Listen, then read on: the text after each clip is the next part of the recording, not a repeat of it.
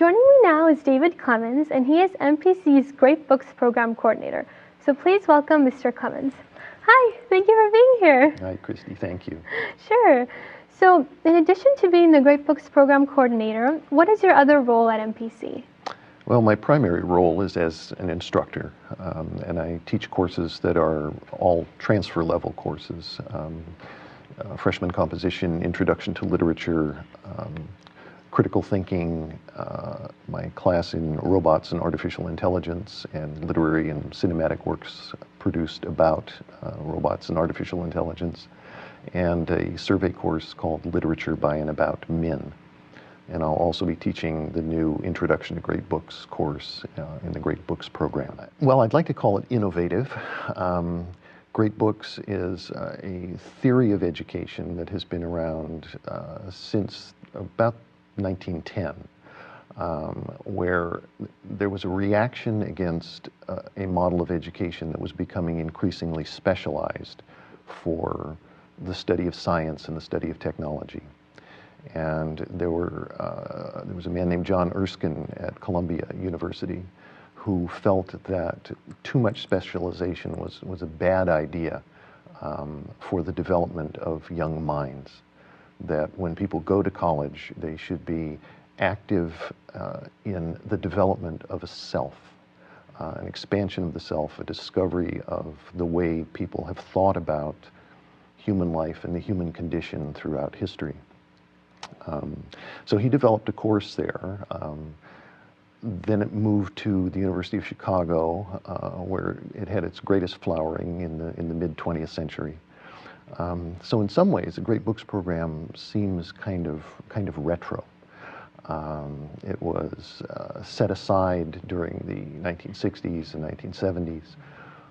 But the questions and problems about specialization have taken on new meaning in the era of the internet, where now, maybe in the 1960s, the university became like a factory, produces stamping out students. The university has now become like a computer lab, where a lot of communication is mediated, where people live in what's sometimes called a blended reality state as they sit in a lecture hall and are texting in the back row. So those kinds of problems that occurred in the past with specialization are amplified by the internet. People now are very much isolated by their interaction with a screen of some kind, whether it's a cell phone, an iPhone, computer monitor. And so they're becoming more and more specialized in terms of the training that they receive, in terms of the whole philosophy of how education is presented to them is very much fragmented and specialized. There's no other program like it. In the California Community College system, which is 110 campuses, there is only one other school that has a Great Books program, and that's Santa Barbara City College. And it differs from ours. Ours has a different approach. What we've tried to do is have an introductory course so that you're not just going blind into reading difficult texts. So we have an introductory course that frames what Great Books is all about. We offer a certificate if someone completes the introductory course and 4 other courses. They can earn a certificate that designates them as a Great Books scholar, which looks wonderful on a resume, looks wonderful on a scholarship application, looks wonderful on a transfer application. So that's kind of value added. And then we have enough courses that are online, speaking of mediated existence, we have enough courses that are online that people even remotely can complete the Great Books Scholar certificate. So when this first appeared on the national radar a few months ago, I immediately got requests for information about it from Pennsylvania, Florida, Montana, Illinois, and even Pakistan. Well, the books that I bought are the textbooks for the introductory course. One of them is called Why Read. I think if you're offering a great books, if you're offering a great books course in 2009, you have to answer the question, why read? You know, it's all online. This is a professor at the University of Virginia named Mark Edmondson, and he kind of answers that question, that reading is a different mode of experience from direct experience and from electronic experience. And it provides us with experiences that we cannot otherwise have because it activates our imagination rather than simply presenting us with something prepackaged.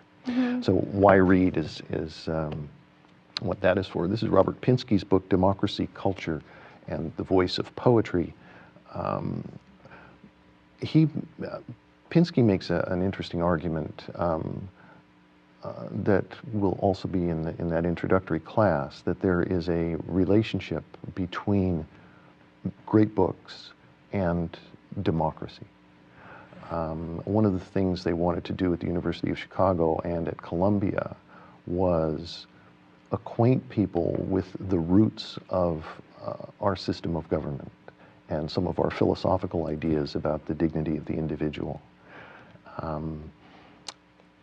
Pinsky makes this argument in this book that when you are reading some great work, you are hearing it in your own voice and becoming expanded by it.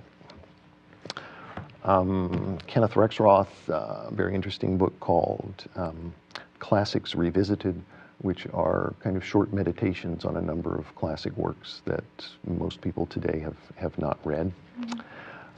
This is A Student's Guide to Classics, which is quite interesting, quite slender, and quite an interesting introduction to classics, which means basically Greek and Roman literature. And then our final book is a great book itself, which is Billy Budd by Herman Melville, which deals with perennial, enduring questions about good and evil, right and wrong, justice and law. This will be used as a demonstration of how one can read a rigorous text with vocabulary from a different era, how to go about reading it. I just received a DVD yesterday from a Great Books Club in Santa Rosa, which presents a program that was on, it must be 40 years ago, with Mortimer Adler, who wrote a book called How to Read a Book, and Charles Van Doren, and they are discussing in 15-minute segments about how to read a book, how to annotate a book, how to not fall asleep while you're reading, how to read it for fun. Read it for fun, read it for enjoyment. The first time you read it, don't stop, don't slow down. If there's something you don't understand, just keep going, and then come back to it again later. That's your whole kinesthetic sensibility of feeling and tactile and even the smell of the pages. Smell of the pages. Yeah, that's a troubling question, and George Steiner has addressed that question, and he said there is the troubling feeling that we may come after. We may come after the greats, that there will never be plastic and graphic artists as great as Michelangelo and Leonardo, and no one may ever write sonnets as well as Shakespeare or plays.